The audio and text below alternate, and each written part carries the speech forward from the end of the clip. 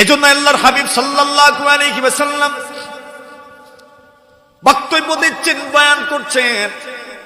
এমন সময় হঠাৎ করে রাসূল উপস্থিত সাহাবায়ে কেরামদেরকে সম্বোধন করে বলেন, মাইয়া খুযুনি হাউলাইল কালিমাত ফায়ামালু বিহিন্না আও ইউআল্লিমু মান ইয়ামালু বিহিন্না। সাহাবীদেরকে সম্বোধন করে বলেন, সাহাবীরা আমার, কে আছো তোমাদের মধ্যে এমন, আমি তোমাদেরকে এমন কিছু কথা বলবো, কে আছো সেই কথাগুলো তুমি নিজে মুখস্থ করবে, নিজে আমল করবে, অন্য পর্যন্ত পৌঁছায় দিবি।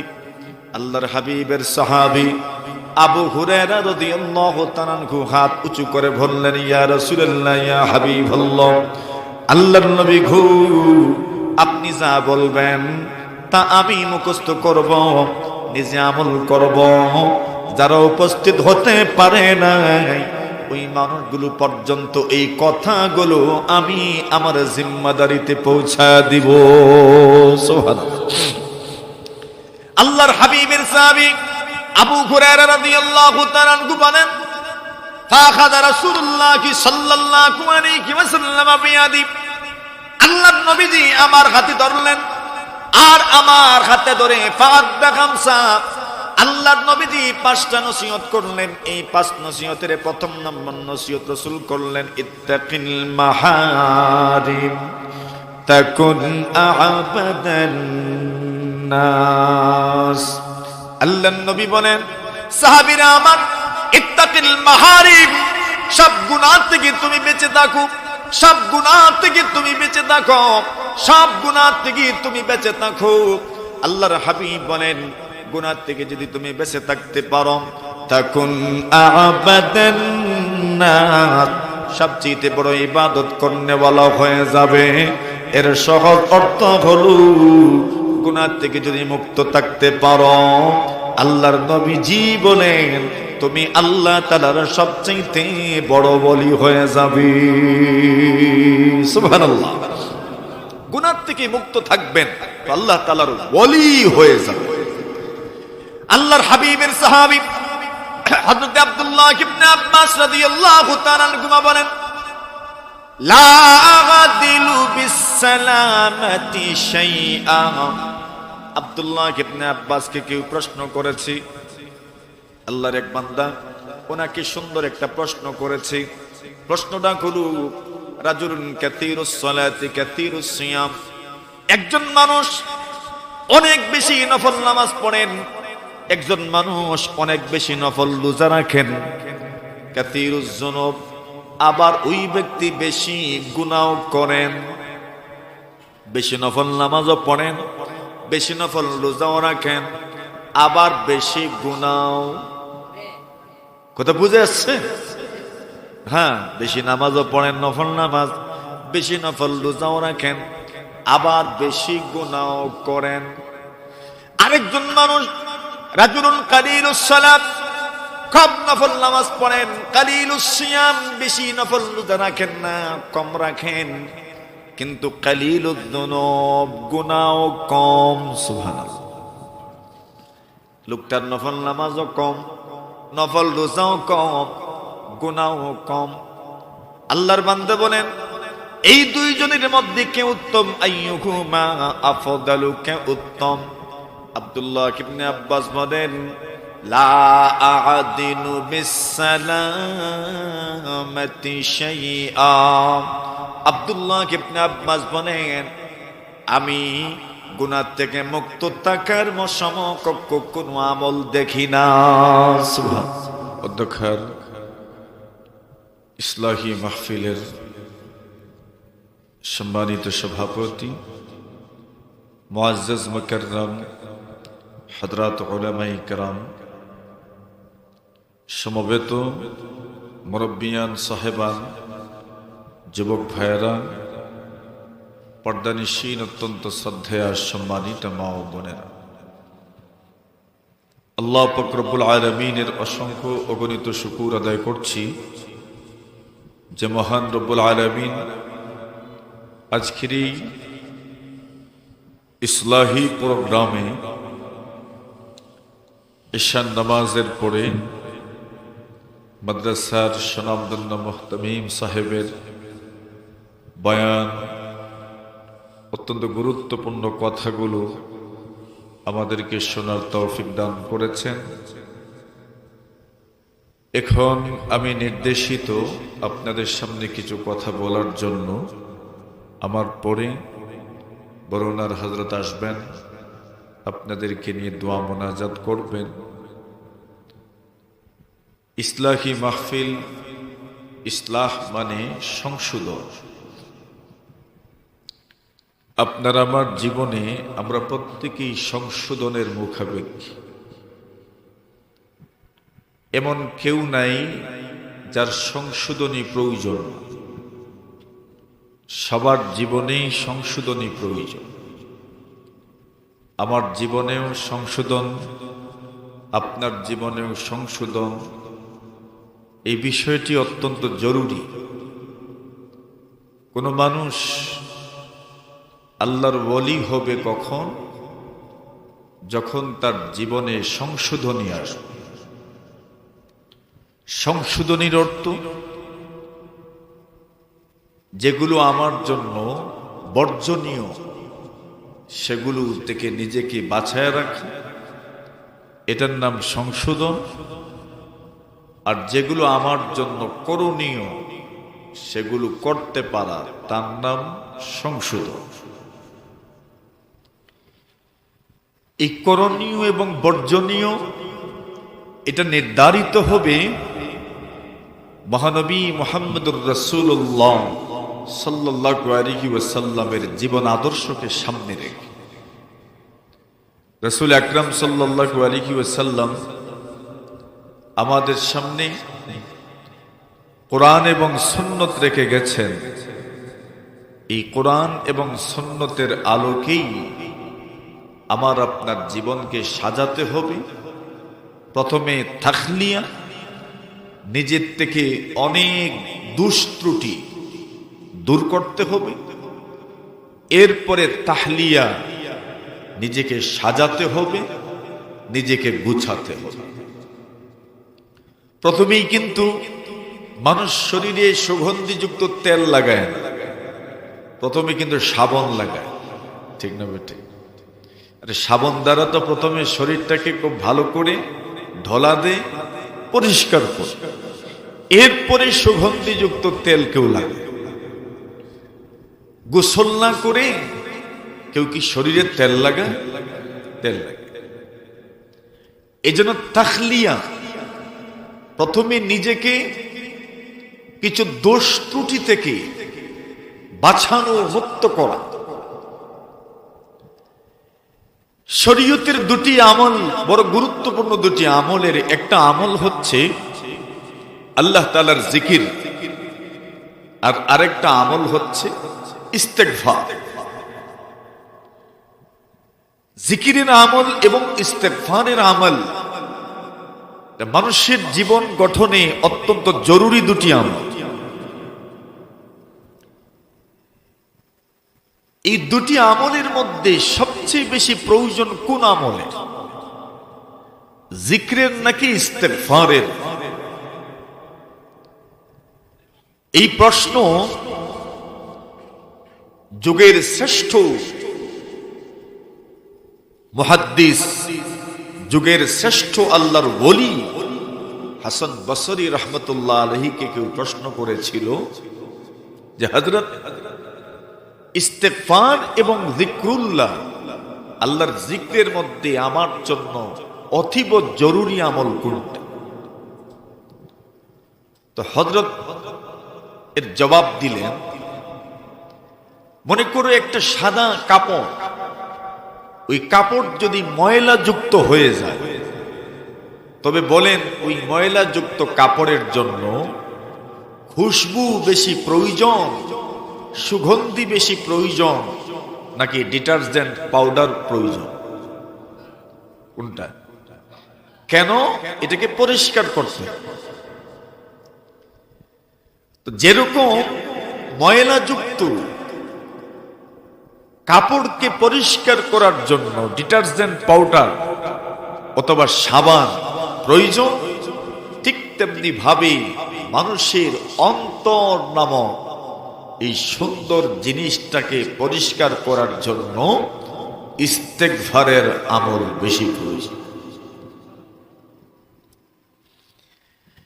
এখানে উল্লেখযোগ্য, মানুষ ইস্তেগফার করবে। ইস্তেগফারের সাধারণ অর্থ হচ্ছে ক্ষমা প্রার্থনা করা, কিন্তু ইস্তেগফারের যে লাভ, উপকার, এটা শুধু গুনাহ মাফির মধ্যেই সীমাবদ্ধ নয়। নবীজি বলেন, কোন মানুষ যদি ইস্তেগফারের উপর আমল করতে পারে, আল্লাহ তাআলা তার জীবনের সব পেরেশানি দূর করে দেবে। ইস্তিগফার এমন এক আমলের নাম, যে আমলের মাধ্যমে আল্লাহ তাআলা মানুষের দোয়া কবুল করে নেন। আর এই দুনিয়াতে যার দোয়া কবুল হয়ে যায়, তার আর কি চাই বলে? আমি যখন আল্লাহর কাছে কিছু চাইলেই, দরখাস্ত করলেই, অনুরোধ করলেই, যখন আবেদন করলেই মঞ্জুর হয়ে যায়, আমার জীবনে আর কিছুর প্রয়োজন আছে? আমি যা চাই তাই তো কবুল হয়ে যায়। ইমাম আহমদ বিন হাম্বল রাহমাতুল্লাহি আলাইহি যুগের শ্রেষ্ঠ মুহাদ্দিস, যিনি তার জীবদ্দশায় যখন নজরবন্দি ছিলেন, তখনও হাদিসের খেদমত আঞ্জাম দিয়েছেন। বাকি ইবনে মাখলাদ রাহমাতুল্লাহি আলাইহি বলেন, আমি সুদূর স্পেন থেকে বাগদাদ গিয়েছি ইমাম আহমদ বিন হাম্বলের কাছ থেকে হাদিস পড়ার জন্য। কোন জায়গা থেকে আসছেন? স্পেন থেকে, ইউরোপ থেকে। আমি এসেছি মধ্যপ্রাচ্যে, বাগদাদে। উদ্দেশ্য ছিল আহমদ বিন হাম্বলের কাছ থেকে আমি হাদিস শিখব। সুবহানাল্লাহ বলেন। হাদিসের কি তৃষ্ণা ছিল, কি পিপাসা ছিল! বাকি ইবনে মাখলাদ বলেন, আমি যখন বাগদাদ আসলাম, আসার পরে জানতে পারলাম আহমদ বিন হাম্বল নজরবন্দি, উনি হাদিস পড়াতে পারবেন। আমরা যে ইসলাহি মাহফিলে বসেছি, উনি এইভাবে ইসলাহি মাহফিলে বয়ান করতে পারবেন, তাফসীর পড়াতে পারবেন না, হাদিস পড়াতে পারবেন না। বাকি ইবনে মাখলাদ রাহিমাহুল্লাহু তাআলা বলেন, আমার মনটা দুর্বল হয়ে গেল, আমার মনটা ছোট হয়ে গেল। যার কাছ থেকে হাদিস পড়ার জন্য এত দূর থেকে আগ্রহের সাথে আসলাম, উনি নাকি হাদিস পড়াতে পারবেন না, উনি নাকি হাদিস পড়াবেন না। ওনার ব্যাপারে রেস্ট্রিকশন দেয়া আছে, হাদিসের দর্শে বসবেন না, তাফসীরের দর্শে বসবেন না, তিনি মাহফিলে উনি কথা বলতে পারবেন না। আল্লাহর বান্দা বলেন, আমার মনটা দুর্বল হয়ে গেল। যার কাছ থেকে রাসূলুল্লাহ সাল্লাল্লাহু আলাইহি ওয়াসাল্লামের হাদিস পড়ার জন্য আসলাম, আল্লাহর নবীর হাদিস এমনিতেই এর সাথে উম্মতের গভীর একটা সম্পর্ক আছে। উম্মতের সবচেয়ে আবেগের বিষয় হচ্ছে রাসূল আর নবীজির হাদিস, নবীজির কথা। এর চাইতে আবেগ গণ আর কিছু হতে পারে না। ইমাম আহমদ বিন হাম্বল নজরবন্দি পড়াতে পারেন না। বাকি ইবনে মাখলাদ মনটা ভেঙে গেল, দুর্বল হয়ে গেল। যার কাছ থেকে হাদিস পড়ার জন্য আসলাম, উনি নাকি হাদিস পড়াতে পারবেন না। আবার উনি আহমদ বিন হাম্বল রাহমাতুল্লাহি আলাইহির বাড়িও চিনেন না। আহমদ বিন হাম্বল চিনেন তো এক মযহবের ইমাম, হাম্বলি মযহবের ইমাম। শুধু ইমাম নয়, বড় একজন মুহাদ্দিস। ইমাম আহমদ বিন হাম্বল বলেন, আল্লাহ তাআলা এই পরিমাণ জ্ঞান গরিমা ওনাকে দান করেছেন। একজন ওনাকে প্রশ্ন করেছি, আপনি নাকি সারা রাত ঘুমান না? আহমদ বিন হাম্বল বলেন, সারা রাত যে আমি ঘুমাই না, এই বিষয়টি প্রতিদিনের আমল নয়। প্রতিদিন আমি সারা রাত ঘুমাই না, বিষয়টা এমন নয়।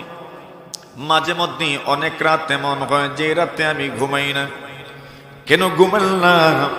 আহমদ বিন হাম্বল বলেন, এই পৃথিবীর কত প্রান্তে কত মানুষ নিশ্চিন্তে ঘুমায়, কত মানুষ ব্যবসা বাণিজ্য করার জন্য দোকানে বসে এলাকা ছেড়ে চলে যায়, কত মানুষ ইনকাম উপার্জনের জন্য নিজের ঘর বাড়ি ছেড়ে অন্য কোথাও চলে যায়।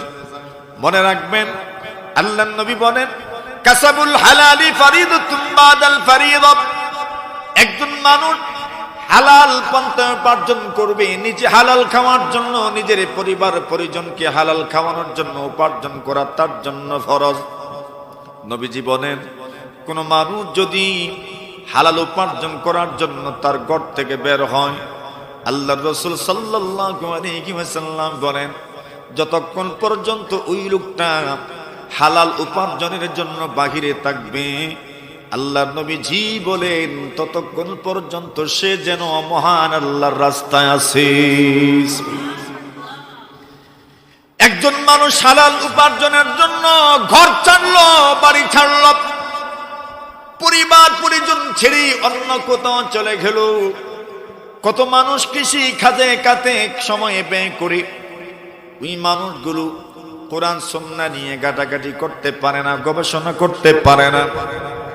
কোরআন হাদিস পড়ার সময় তার নাই, কিতাব পড়ার সময় তার নাই। এই মানুষগুলো তার দৈনন্দিন জীবনে বিভিন্ন মাসআলা মাসাইলের সম্মুখীন হয়।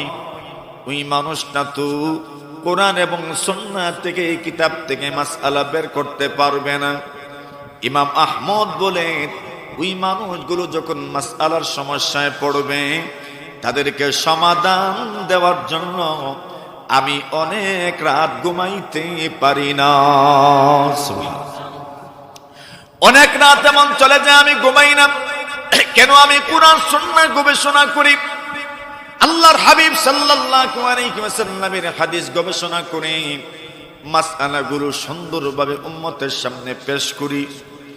দেখেন না, আপনাদের এলাকায় তো মাশাআল্লাহ যখনই কোনো ধরনের মাসআলার প্রয়োজন পড়ে, সাথে সাথেই ইমাম সাহেবকে অথবা বড় হুজুরকে ফোন দিয়ে মাসআলার সমাধান পাওয়া যায়, ঠিক না বেঠিক? এই মাসআলার সমাধান যে উনি মুহূর্তের ভিতরে দিয়ে দিলেন, এই মাসআলার সমাধানটা রপ্ত করার জন্য কত রাত সজাগ থেকে উনি ওই মাসআলা মুখস্থ করেছেন, কিতাব থেকে জেনেছেন। ইমাম আহমদ বলেন, কেমনে ঘুমাই বলু? মানুষগুলো আমাদের উপর ভরসা করে ঘুমিয়ে পড়েছে, এজন্য আমি ওই মানুষগুলোর জন্য মাসআলা মাসাইল কোরআন সুন্নাহ গবেষণা করি, উপস্থাপন করি, যাতে করে তাদের জীবনটা কোরআন এবং সুন্নাহ মোতাবেক হয়ে যায়। এই আহমদ বিন হাম্বল নজরবন্দি বাকি ইবনে মাখলাদ বলেন, আমি উনার বাড়িও চিনি না। শেষমেশ মানুষের কাছ থেকে জানতে পারলাম উনার বাড়ি কোথায়। আমি উনার বাড়ি পর্যন্ত পৌঁছেও গেলাম। বাকি ইবনে মাখলাদ বলেন, আমি বাড়ি পর্যন্ত যখন গেলাম, বাড়ির দরজায় গিয়ে আমি দরজায় করাঘাত করলাম, কে আছেন বের হন। ভিতর থেকে একজন বের হলেন, সুন্দর চেহারা, এত সুন্দর দাড়ি, সুন্দর পাগড়ি পরিহিত, চেহারার দিকে তাকালেই মনে হয় যেন চেহারার থেকে নূর টপকে পড়ছে। আল্লাহর মুরিদের চেহারা তো এমনই হয়, ওনাদের চেহারার মধ্যে ইলমের নূর পাওয়া যায়। জোরে বলেন সুবহানাল্লাহ। এই যে নূর দেখা যায়, ওই নূরটা হচ্ছে ইলমের নূর। আল্লাহর বান্দা বলেন, আমি যখন ওই চেহারা দেখেছি তখন আমার কাছে মনে হয়েছে এই চেহারাটাই হয়তো আহমদ বিন হাম্বলের চেহারা। যদিও আমি ওনাকে চিনি না, জানি না, কিন্তু চেহারাটা দেখার পরে মনে হয়েছে এই চেহারাটাই আহমদ বিন হাম্বলের চেহারা, কিন্তু শিওর নয়। এই জন্য প্রশ্ন করলাম, এই বাড়িটা কি আহমদ বিন হাম্বলের? উনি জবাব দিলেন, হ্যাঁ, এই বাড়িটাই আহমদ বিন হাম্বলের বাড়ি। আপনি কেন এসেছেন, কাকে চান? আল্লাহর বান্দা বলেন, আমি আহমদ বিন হাম্বলকে একটা নজর দেখতে চাই। আল্লাহর বান্দা বলেন, আহমদ বিন হাম্বলকে দেখতে চাও? আমার দিকে চেয়ে নাও, আমাকে দেখে নাও। আমি আহমদ বিন হাম্বল বাকি ইবনে মাখলাদ রাহিমাহুল্লাহ তাআলা বলেন, আমি আপনাকে প্রথম নজর যখন দেখেছিলাম তখনই বুঝতে পেরেছিলাম আপনি আহমদ বিন হাম্বল হতে পারেন। এবার তো শিওর হয়ে গেলাম আপনি হচ্ছেন ইমাম আহমদ বিন হাম্বল, আমার কাঙ্ক্ষিত মানুষ। ওগো আল্লাহর নবীর উম্মত, আমি শুধু আপনাকে দেখার জন্য আসি নাই, আমি এসেছি ইমামুল মুসলিমিন আহমদ বিন হাম্বলের কাছ থেকে হাদিস পড়ার জন্য। আপনি মেহেরবানি করে আমাকে কিছু হাদিস পড়িয়ে দেন, আমার মনের আশাটা পূর্ণ হয়ে যাবে। আমি আপনার কাছ থেকে হাদিস পড়ার জন্য সুদূর ইউরোপ থেকে মধ্যপ্রাচ্যে এসেছি। সুবহানাল্লাহ। ওই যুগে তো যাতায়াতটা কেমন কঠিন ছিল। আহমদ বিন হাম্বল বলেন, তুমি এই শহরে নতুন মানুষ, আমার বাড়ির ঠিকানা যখন পেয়ে গেছো বোঝা যাচ্ছে কিছু জানাশোনা আছে আমার সম্পর্কেও তোমার, তুমি কি জানতে পারো নাই আমি নজরবন্দি, আমি হাদিস পড়াতে পারবো না। হাদিসের দর্শে বসা নিষেধ, তাফসীরের দর্শে বসা নিষেধ, ইসলাহি মাহফিলে বসা আমার জন্য নিষেধ বলে আমি সব জানি। শুধু আপনি অনুমতি দেন, আমি যে কোনো পন্থায় যে কোনো কৌশলে আপনার পর্যন্ত পৌঁছে যাব, বিনিময়ে আমি আপনার কাছ থেকে নবীজির হাদিস পাঠ করে আমার মনের আগ্রহ আমি মিটাইতে চাই। আহমদ বিন হাম্বল বলেন, অনুমতি দিলাম। আল্লাহর বান্দা বলেন, আগামীকাল থেকে আসবো। আগামীকাল আহমদ বিন হাম্বলের বাড়িতে যাওয়ার জন্য রওনা হলেন। কিন্তু যাবেন কেমনে? ওনার সাথে কাউকে সাক্ষাৎ করতেও দেওয়া হয় না, সবটাই তো নজরবন্দি, পুরাটা বিষয় এরা নজর রাখে, নজরদারির ভিতরে আছেন। আল্লাহর বান্দা বাকি ইবনে মাখলাদ রাহিমাহুল্লাহ তাআলা বলেন, আমি এক হাতে ভিক্ষার ঝুলি নিলাম আর আরেক হাতে লাঠি নিলাম। ফকিরের মতো, গরিবের মতো, ভিক্ষুকের মতো ভিক্ষার ঝুলি হাতে নিয়া আহমদ বিন হাম্বলের বাড়ির দিকে আমি রওনা হলাম। লোকজন দেখলে মনে মনে ভাববে একজন ফকির, মিসকিন, গরিব মানুষ, ভিক্ষুক মানুষ আহমদ বিন হাম্বলের বাড়িতে যাচ্ছি। আমি ভিক্ষুকের বেশে আহমদ বিন হাম্বলের বাড়িতে ঢুকতে লাগলাম। এমন ভাবে প্রতিদিন ঢুকতে লাগলাম আর আহমদ বিন হাম্বলের কাছ থেকে আমি হাদিস পড়তে লাগলাম। এই পন্থা, এই পদ্ধতিতে আমি 300 হাদিস আহমদ বিন হাম্বলের কাছ থেকে পড়েছি। সুবহানাল্লাহ। ইলমের প্রতি মানুষের লোভ মানুষকে আল্লাহ পর্যন্ত পৌঁছায় দেয়। রাসূলুল্লাহ সাল্লাল্লাহু আলাইহি ওয়াসাল্লাম বলেন, মান সালাকা তরিকান ইয়ালতামিসু ফীহি ইলমান সাহালাল্লাহু লাহু বিহি তরিকাম মিন তুরুকিল জান্নাহ। নবীজি বলেন, কোন মানুষ যদি ইলম অর্জনের জন্য আল্লাহর পথে বের হয়, ইলম অর্জনের রাস্তায় যদি কেউ বের হয়ে যায়, নবীজি বলেন তার ওই পথটাই তাকে মহান আল্লাহর জান্নাত পর্যন্ত পৌঁছায় দেয়। এখন যে কথাটা মূলত বলতে চাচ্ছিলাম যে ইস্তেগফারের আমল মানুষের দোয়া কবুলের জরিয়া, মানুষের দোয়া কবুলের মাধ্যম।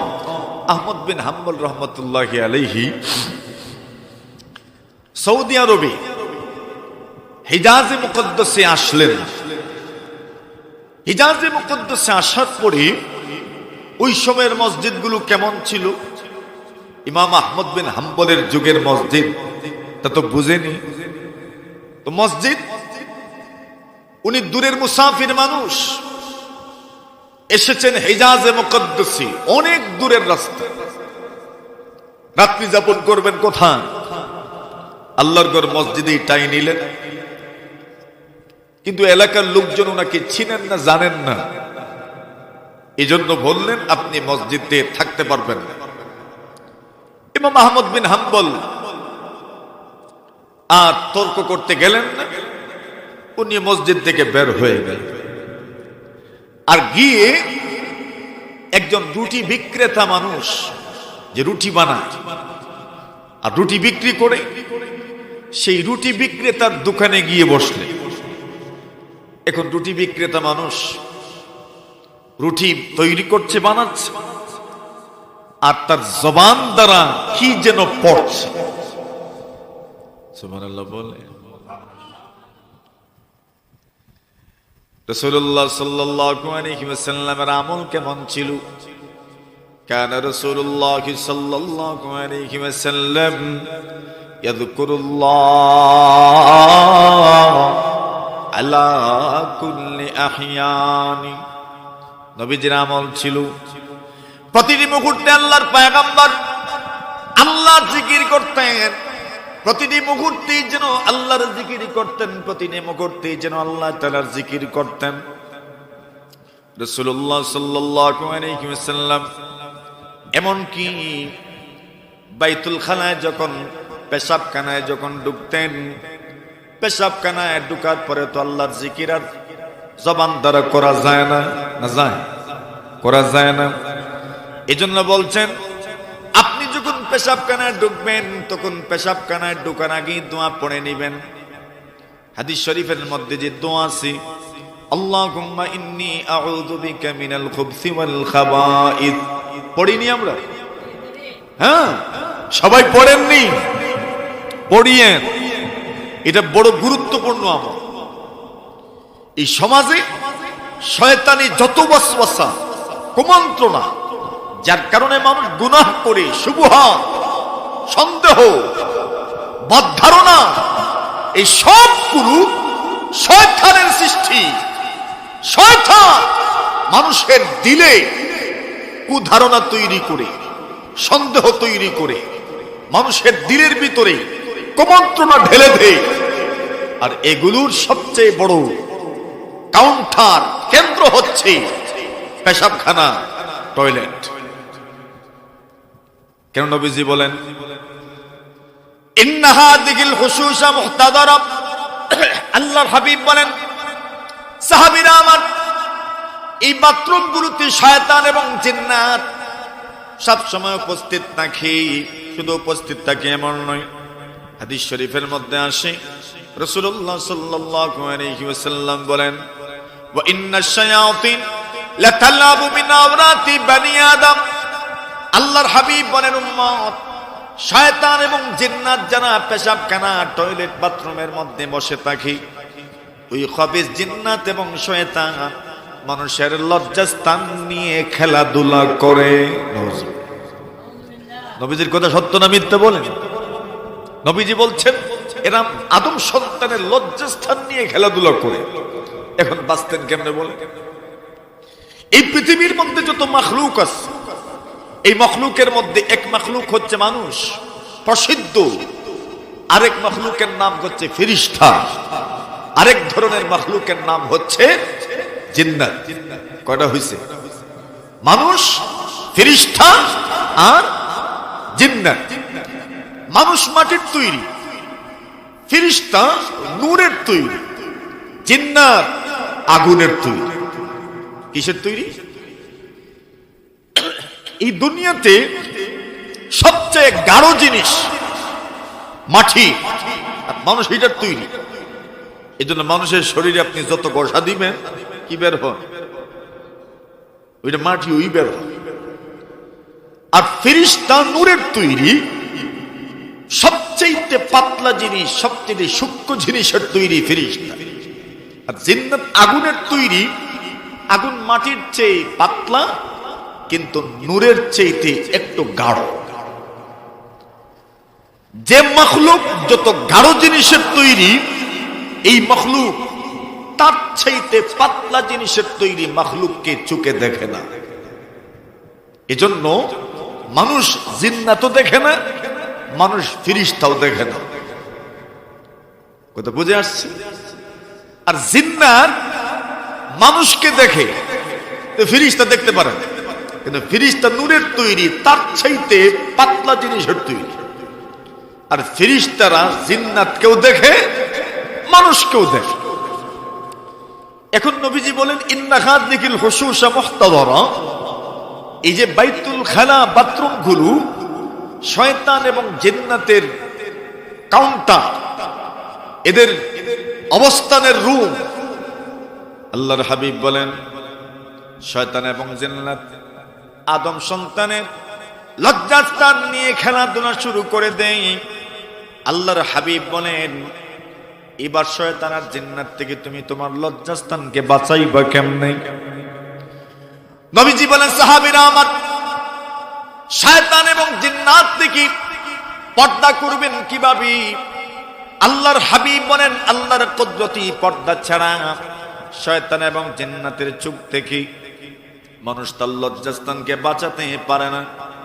নবীজি বলেন, সাতরুমা বাইনা আয়ুনিল জিন্নি ওয়া আওরাতি বনি আদম আইয়াকুলা ইযা দাখালাল খালা ক্বালা আল্লাহুম্মা ইন্নী আউযু বিকা মিনাল খুবুসি ওয়াল।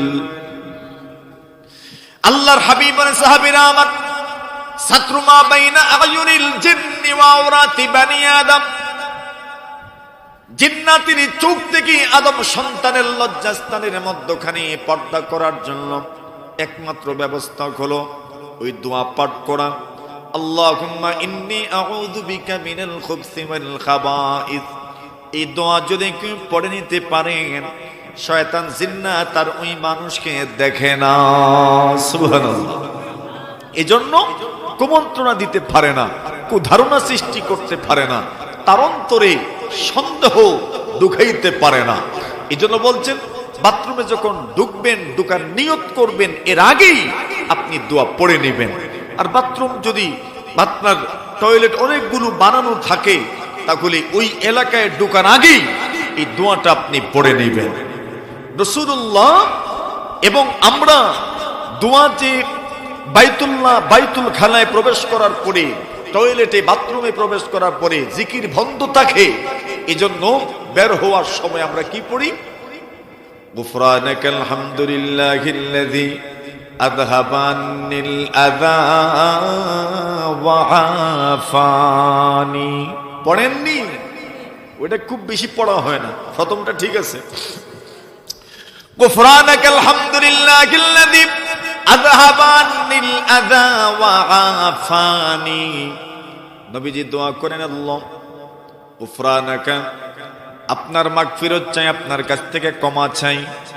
যদি এর অর্থ শুকরান লাকা, আপনার কৃতজ্ঞতা আদায় করছি, তো গুফরানাকার এক অর্থ তো হলো আপনার কাছে ক্ষমা চাই। মানে কি? আমি যে এতক্ষণ পর্যন্ত জিহ্বা দ্বারা, জবান দ্বারা, মুখ দ্বারা আপনার জিকির করতে পারলাম না, এজন্য আমি আপনার কাছে ক্ষমা প্রার্থনা করছি। সুবহানাল্লাহ। এভাবে আল্লাহর রাসূল আল্লাহর জিকির করতেন। যে কথাটা বলছিলাম, ইস্তেগফার এমন গুরুত্বপূর্ণ একটা আমল। রাসূল আকরাম সাল্লাল্লাহু আলাইহি ওয়াসাল্লাম বলেন, কোন মানুষ যদি ইস্তেগফারকে তার জীবনের অত্যন্ত গুরুত্বপূর্ণ আমল হিসাবে সে যদি গণ্য করতে পারে, আবশ্যক করে নেয়, আল্লাহর হাবিব বলছেন তার সব পেরেশানি আল্লাহ দূর করবেন, সাথে সাথে দোয়া কবুল যে হয়, সেই কথাটা আমি বোঝাতে চাচ্ছিলাম। আহমদ বিন হাম্বল রাহমাতুল্লাহি আলাইহি এবার ওই রুটি বিক্রেতার দোকানে যখন প্রবেশ করলেন, লক্ষ্য করে দেখেন এই রুটি বিক্রেতা আল্লাহর বান্দা মুখ দ্বারা, জবান দ্বারা আল্লাহর জিকির করতেই আছে। সুবহানাল্লাহ। ইমাম আহমদ বিন হাম্বল রাহিমাহুল্লাহু তাআলা এবার লোকটার কাছে গেলেন, শুনতে চান কি পড়ে, কি পড়ে মনোযোগ দিয়ে শুনতে চান। একজন ব্যবসায়ী মানুষ, কারিগর মানুষ, সুযোগ পেলে আল্লাহর জিকির পড়ে, জবান নড়ে, ঠোঁট নড়ে, কি পড়ে শোনার দরকার। একজন মজদুর মানুষ, শ্রমিক মানুষ, কারিগর মানুষ, বিক্রেতা মানুষ, দুনিয়াদার মানুষ যাদেরকে আমরা বলি, কিন্তু ওই লোকটা তো আসলে দুনিয়াদার নয়, তার দুনিয়াদারিটাও তার দিনদারিতে পরিণত হয়ে গেছে। সুবহানাল্লাহ। আল্লাহর বান্দা আস্তে আস্তে তার কাছে গেলেন। এবার শোনেন, ওই লোকটা মনে মনে পড়ছে, আস্তাগফিরুল্লাহ, আস্তাগফিরুল্লাহ, আস্তাগফিরুল্লাহ। আমি আল্লাহর কাছে ক্ষমা প্রার্থনা করছি, আমি আল্লাহর কাছে ক্ষমা প্রার্থনা করি। আল্লাহ আমাকে মাফ করে দিন, আমাকে মাফ করে দিন, আমাকে মাফ করে দিন, আমাকে মাফ করে দিন। ইমাম আহমদ বিন হাম্বল রাহিমাহুল্লাহ তাআলা বলেন, আমি ওই লোকটাকে প্রশ্ন করলাম, আল্লাহর ওলি গো, আমি আসার পর থেকেই লক্ষ্য করছি আপনার দুইটা ঠোঁট নড়তে আছে। আমি শুনতে পেলাম আপনি আস্তাগফিরুল্লাহর উপর আমল করছেন, ইস্তিগফারের উপর আমল করছেন। জিজ্ঞাসা করেন, এই আমলের মধ্যে আপনি কি পেয়েছেন যে আমলটা আপনি ছাড়েন না? আল্লাহর বান্দা বলেন, এই আমলের মাধ্যমে আমার জীবনের যত চাওয়া পাওয়া ছিল সবগুলো চাওয়া পাওয়া আমার আল্লাহর কাছ থেকে আমি এই আমলের মাধ্যমে আদায় করে নিয়েছি। কিসের মাধ্যমে? ইস্তিগফারের মাধ্যমে। আমি ইস্তিগফারের মাধ্যমে আমার রবের কাছে আমার যত চাওয়া পাওয়া ছিল সব চাওয়া পাওয়া আদায় করে নিয়েছি ইস্তিগফারের আমলের মাধ্যমে। ইমাম আহমদ বিন হাম্বল বলেন, সবগুলো পেয়ে গেছো। আল্লাহর বান্দা বলেন, আল্লাহর ওলি গো, আপনি মুসাফির মানুষ, আপনাকে আমি এতে পূর্বে কোনোদিন দেখি নাই, আপনাকে চিনিও না, জানিও না, আপনার কাছে আমি কোনো কিছুই গোপন করব না, এমন কথা আমাকে আজ পর্যন্ত কেউ প্রশ্ন করেও নাই, আর আমি উত্তর দেওয়ার জন্য বাধ্য ছিলাম না, এমন পরিস্থিতি সৃষ্টি হয় নাই, কিন্তু আপনি আমাকে প্রশ্ন করেছেন, এজন্য আমি আপনার প্রশ্নের উত্তর দিচ্ছি। আমি যতগুলো দোয়া করেছি সবগুলো দোয়া কবুল হয়েছে, শুধু একটা দোয়া এখনো কবুল হয় নাই। কয়টা? কয়টা বাকি আছে? একটা বাকি আছে। ইমাম আহমদ বিন হাম্বল অত্যন্ত আগ্রহ নিয়ে জানতে চাইলেন, সবগুলো দোয়া কবুল হয়েছে, একটা দোয়া কবুল হয় নাই, ওই দোয়াটা কি? ইমাম আহমদ বিন হাম্বলকে লোকটা বলেন, আমি আল্লাহর কাছে দোয়া করেছিলাম, মালিক আমাকে সচক্ষে ইমাম আহমদ বিন হাম্বলকে দেখায়া দিয়েন। জোরে বলেন। আমি আল্লাহর কাছে দোয়া করেছিলাম, আল্লাহ আমি যেন নিজের চোখে আহমদ বিন হাম্বলকে দেখতে পারি। দেখেন মনের তামান্না, মনের আকাঙ্ক্ষা, মনের চাহিদাটা কেমন। আমি আহমদ বিন হাম্বলকে দেখব, বড় আলেম, যুগের শ্রেষ্ঠ আলেম, একজন ইমাম, ইমামুল মুহাদ্দিসিন, ইমামুল মুফাসসিরিন, ইমামুল মুসলিমিন। এই মানুষটাকে আমি আমার নিজের চোখে দেখতে চাই। আল্লাহর বান্দা রুটি বিক্রেতা বলেন, ওই দোয়াটা এখনো কবুল হয় নাই। সুবহানাল্লাহ। আহমদ বিন হাম্বল বলেন, ওই দোয়ার অপূরণ থাকে নাই, এই দোয়াটাও এই মুহূর্তে কবুল হয়ে গেছে। কেমনে? বলে, তুমি যে আহমদ বিন হাম্বলকে দেখতে চাও সেই আহমদ বিন হাম্বল আমারই নাম। হাসান বসরি রাহমাতুল্লাহি আলাইহি বলেন, একটা কাপড়ে যদি ময়লা লেগে যায় তবে ওই কাপড়টা পরিষ্কার করার জন্য প্রথমেই সাবান দরকার, ময়লা দূর করার জন্য যত মাধ্যম আছে সেটা দরকার। আল্লাহর বান্দা বলেন, একজন মানুষের জন্য জিকির এবং ইস্তেগফারের মধ্যে সবচেয়ে গুরুত্বপূর্ণ আমল হচ্ছে তার জন্য ইস্তেগফার।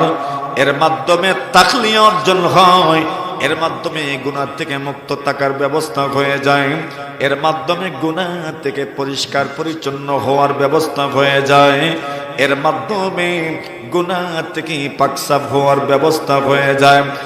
কোন মানুষ যখন গুনাহ থেকে পাকসাফ হয়ে যাবে, গুনাহ থেকে মুক্ত হয়ে যাবে, এইবার তার জন্য আমল হচ্ছে তার অন্তরটাকে নেকি দ্বারা আবাদ করা, প্রতিষ্ঠিত করা।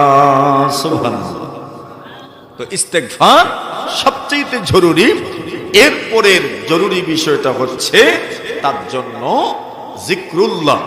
আর ইস্তেগফারের সহজ অর্থ হলো গুনাহ মুক্ত জীবন গঠন করা। কি করা ভাই?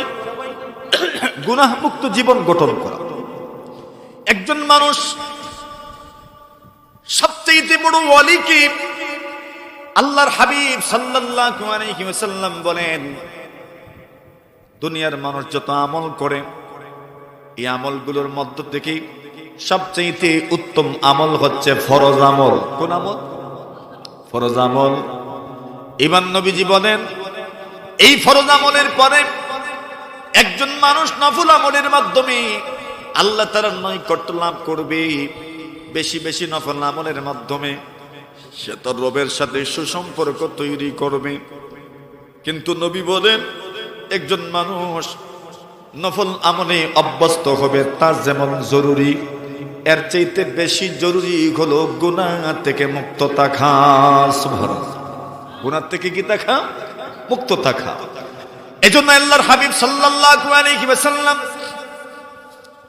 বক্তব্য দিচ্ছেন, বয়ান করছেন। এমন সময় হঠাৎ করে রাসূল উপস্থিত সাহাবায়ে কেরামদেরকে সম্বোধন করে বলেন, মাইয়া খুযুনি হাউলাইল কালিমাত ফায়ামালু বিহিন্না আও ইউআল্লিমু মান ইয়ামালু বিহিন্না।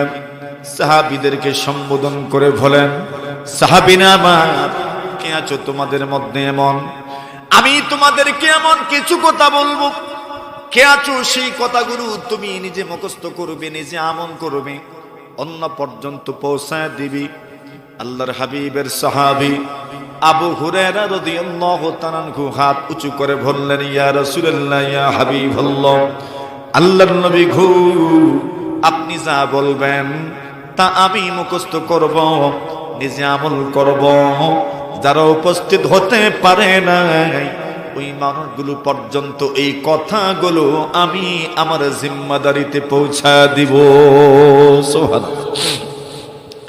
আল্লাহর হাবিবের সাহাবী আবু হুরায়রা রাদিয়াল্লাহু তাআলা আনহু বলেন, ফাখাযা রাসূলুল্লাহ সাল্লাল্লাহু আলাইহি ওয়াসাল্লাম বিয়াদি, আল্লাহর নবীজি আমার হাতে ধরলেন, আর আমার হাতে ধরে ফাআদ্দা খামসা, আল্লাহর নবীজি 5টা নসিহত করলেন। এই 5 নসিহতের প্রথম নম্বর নসিহত রাসূল করলেন, ইত্তাকিল মাহারিম তাকুন আ'বাদান নাস। আল্লাহর নবী বলেন, সাহাবীরা আমার, ইত্তাকিল মাহারিম, সব গুনাহ থেকে তুমি বেঁচে থাকো, সব গুনাহ থেকে তুমি বেঁচে থাকো, সব গুনাহ থেকে তুমি বেঁচে থাকো। আল্লাহর হাবিব বলেন, গুনাহ থেকে যদি তুমি বেঁচে থাকতে পারো, তাকুন আ'বাদান নাস, সবচেয়ে বড় ইবাদত করনেওয়ালা হয়ে যাবে। এর সহজ অর্থ হলো গুনাহ থেকে যদি মুক্ত থাকতে পারো, আল্লাহর নবীজি বলেন তুমি আল্লাহ তাআলার সবচেয়ে বড় ওলি হয়ে যাবে। সুবহানাল্লাহ। গুনাহ থেকে মুক্ত থাকবেন তো আল্লাহ তাআলার ওলি হয়ে যাবে। আল্লাহর হাবিবের সাহাবী হযরত আব্দুল্লাহ ইবনে আব্বাস রাদিয়াল্লাহু তাআলা আনহু বলেন, লা আগাদিলু বিসসালামাতি শাইআ।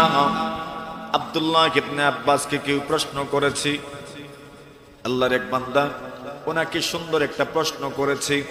প্রশ্নটা হলো, রাজুলুন কাসীরুস সালাতি কাসীরুস সিয়াম, একজন মানুষ অনেক বেশি নফল নামাজ পড়েন, একজন মানুষ অনেক বেশি নফল রোজা রাখেন, কাসীরুজ যুনুব, আবার ওই ব্যক্তি বেশি গুনাহ করেন।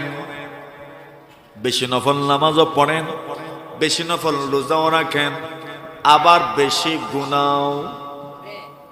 কথা বুঝে আসছে? হ্যাঁ, বেশি নামাজও পড়েন, নফল নামাজ, বেশি নফল রোজাও রাখেন, আবার বেশি গুনাহ করেন।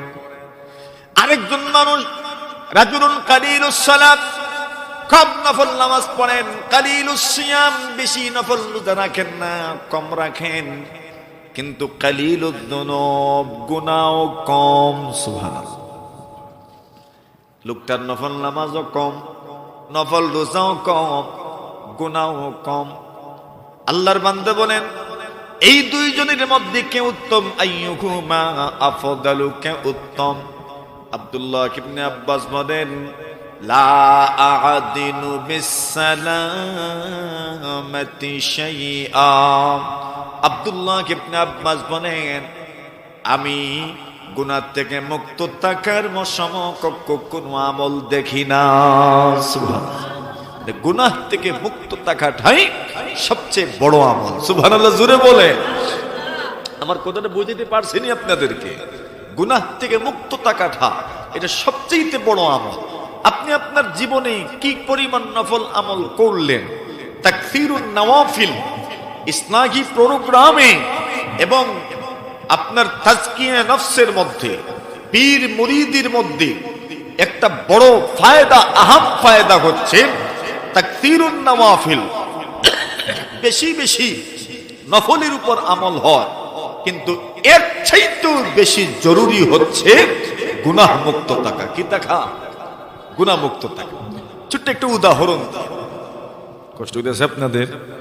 আমার কথা বুঝুননি আপনারা? মাশাআল্লাহ। তো আর আমরা এক জাতই বুঝি সবকিছু, ঠিক আছে নি? আসেননি আমার সাথে আপনারা? সবাই আসেননি? হাতটা তুলেন না, একবার দেখি না। আল্লাহু আকবার, জোরে সরে বল আল্লাহু আকবার। মাশাআল্লাহ, এই তো বুঝে গেছে আসেন। যে একটু উদাহরণ দিচ্ছিলাম যে গুনাহ মুক্ত জীবন গঠন করা একজন মানুষের জন্য অত্যন্ত জরুরি, এবং ইসলামের জন্য প্রথম গুরুত্বপূর্ণ বিষয় হচ্ছে গুনাহ থেকে মুক্ত থাকা। একজন মানুষ গুনাহ থেকে মুক্ত থাকবে কেমনে, এই কথাটা বোঝার জন্য একটা ছোট্ট কথা বলি। আমাদের বড়রা বলেন, পূর্বেকার যুগে কিছু মানুষ সুন্দর সুন্দর কথা বাজারে প্রচার করতেন। এখন যেভাবে বিভিন্ন ডায়লগ ফেসবুকে প্রচার হয় না, বিভিন্ন কথা ফেসবুকে প্রচার হয়। এখন অনেক সময় অনেক কথা দেওয়ালে লেখা, ভালো ভালো কথা, সুন্দর সুন্দর কথা। ওই সময় এই সুন্দর সুন্দর কথাগুলো বাজারে বলা হতো, যাতে করে বেশিরভাগ মানুষের কানে এই কথাটা পৌঁছে যায়, আর লোকজন এই সুন্দর কথাটা যেন অনুভব করে, উপলব্ধি করে। তো একদিন এক ব্যক্তি বাজারে ঘোষণা করছে, আহলাকাকুমুন নাওম, নিদ্রা ঘুম তোমাদেরকে ধ্বংস করে দিয়েছি। কোন জিনিস? ঘুম। কোনটা? মানে ওই লোকটা বাজারে প্রচার করছে। কি প্রচার করছে? আহলাকাকুমুন নাওম, ঘুম তোমাদেরকে ধ্বংস করে দিয়েছি, ঘুম তোমাদেরকে ধ্বংস করে দিয়েছি, ঘুম তোমাদেরকে ধ্বংস করে দিয়েছি।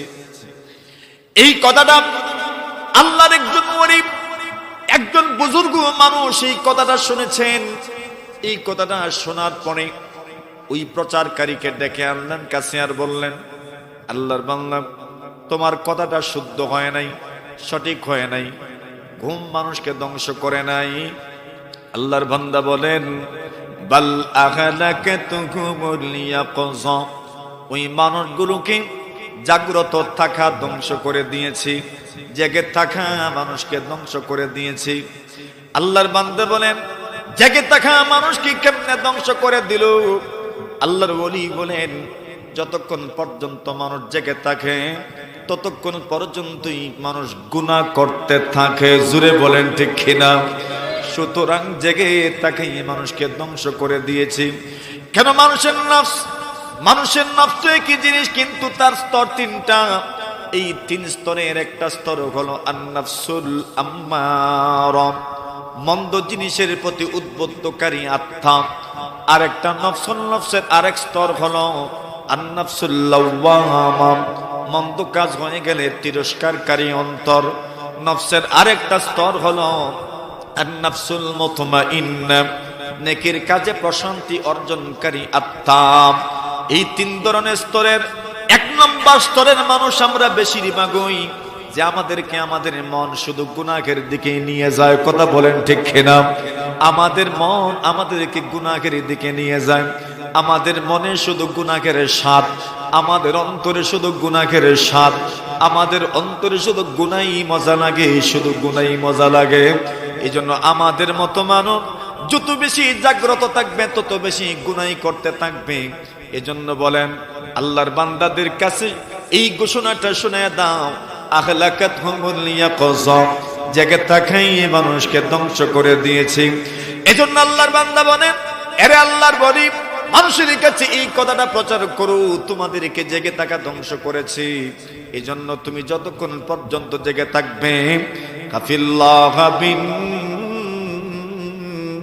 নাহার, দিনের বেলা তুমি আল্লাহকে ইবাদত করো, ওয়ানাম বিল্লাইল, এবং রাত্রিবেলা তুমি ঘুমিয়ে যাও। যত বেশি জাগ্রত থাকবেন তত বেশি গুনাহ হয়। এজন্য দেখবেন ঈশান নামাজের পরে যত বেশি মানুষ জাগ্রত থাকে, দিনে কোনো কাজ ছাড়া যত বেশি জাগ্রত থাকবেন, শুধু গুনাহই বেশি হতে থাকে, ঠিক কিনা? জাগতে জাগতে মানুষ কি চালায়? আরে কথা বলেন না, কি চালায়? মোবাইলই তো চালায়। কেউ টিকটক দেখে, কেউ অন্যান্য ভিডিও দেখে, কেউ বিভিন্ন খারাপ ভিডিও দেখে, অশ্লীল ভিডিও দেখে, কেউ তো কত কিছু যে করে, মানে তার জেগে থাকাটাই তার ধ্বংসের জন্য যথেষ্ট হয়ে যায়। এজন্য রাসূলুল্লাহ বলছেন, ঈশার পরে দ্রুত ঘুমাও, ঈশার পরে দ্রুত ঘুমাও, ঈশার পরে দ্রুত ঘুমাও। আল্লাহু আকবার বলেন।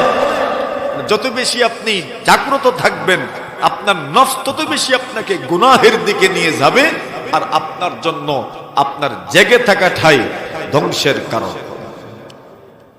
আব্দুল ওয়াহিদ রাহিমাহুল্লাহ তাআলা উনি বলেন,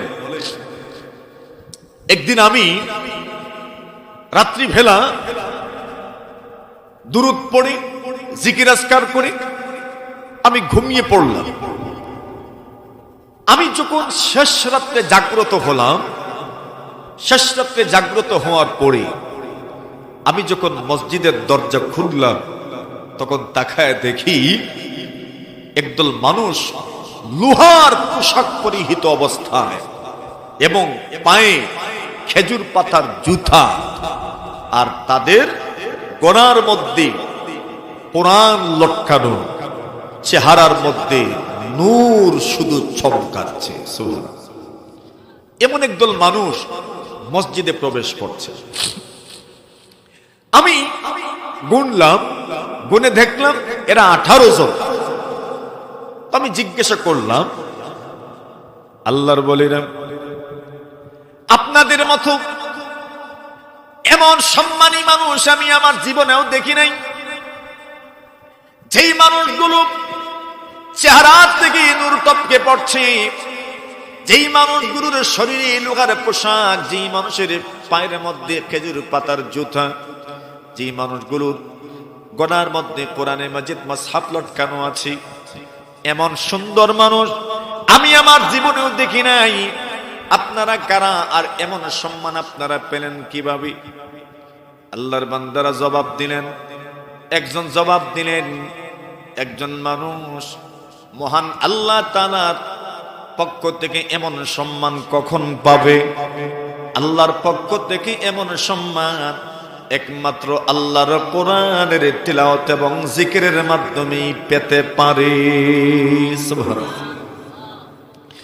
আরেকজন উত্তর দিলেন, আল্লাহর কোন বান্দা বান্দি আল্লাহর পক্ষ থেকে এমন সম্মান, এমন মর্যাদা কখন পাবে? আল্লাহর বান্দা বলেন, যতক্ষণ পর্যন্ত কোন মানুষ আল্লাহকে ভয় করবে না, বিশেষ করে লোকচক্ষুর আড়ালে আল্লাহকে ভয় করবে না, ততক্ষণ পর্যন্ত এমন সম্মান পাবে না। আল্লাহর বান্দারা বলেন, লোকচক্ষুর আড়ালে আল্লাহকে যদি কেউ ভয় করতে পারে, ওই মানুষটাই আল্লাহর পক্ষ থেকে এমন সম্মানে ভূষিত হয়। সুবহানাল্লাহ। মানুষের সামনে পরহেজগার সাজা, মানুষের সামনে পীর হয়ে যাওয়া, মানুষের সামনে আল্লাহ ওয়ালা হয়ে যাওয়া, মানুষের সামনে বেশি বেশি নফল আমল করতে পারা, মানুষের সামনে গুনাহ থেকে মুক্ত থাকা, এটা মানুষের জন্য একদম সহজ। কিন্তু লোকচক্ষুর আড়ালে রাতের অন্ধকারে ঘরের দরজা বন্ধ করে গুনাহ থেকে মুক্ত থাকতে পারা, এটা মানুষের জন্য অত্যন্ত কঠিন। আর এমন পরিস্থিতিতে যদি কেউ পৌঁছে যেতে পারে, সেই আল্লাহ তাআলার ওলি হয়ে যাবে। কথা বলেন ঠিক কিনা? একজন মানুষ আল্লাহর ওলি কখন হবে? যখন সে নীরবে নির্ছনে, লোকচক্ষুর আড়ালে লোকজন তাকে দেখে না, এমন পরিস্থিতিতে, এমন পরিবেশে সে যদি তার রবকে ভয় করতে পারে, তার আল্লাহকে ভয় করতে পারে, এমন লোক আল্লাহ তাআলার ওলি হয়ে যাবে, আল্লাহ তাআলার ওলিতে রূপান্তরিত হয়ে যাবে। তো বলছিলাম, একটা হচ্ছে ইস্তেগফার, আর আরেকটা হচ্ছে জিক্রুল্লাহ, আল্লাহ তাআলার জিকির।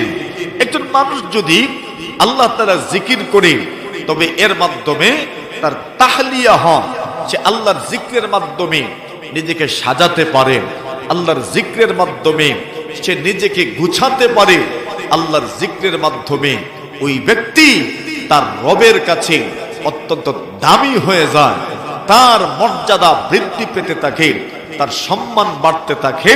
কেন?